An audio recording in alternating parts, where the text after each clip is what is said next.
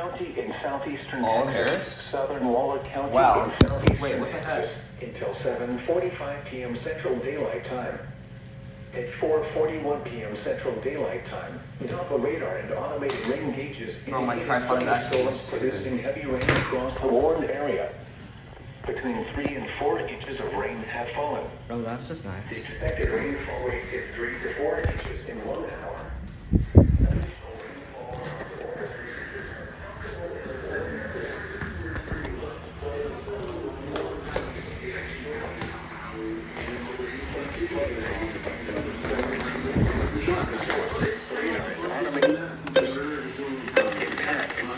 Flooding of small creeks and streams, urban areas, highways, streets, and underpasses, as well as other poor drainage and low-lying areas. Well, that's just amazing.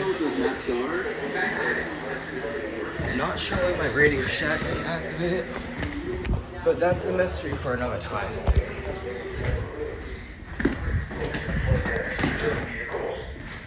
Be aware of your surroundings and do not drive on flooded roads.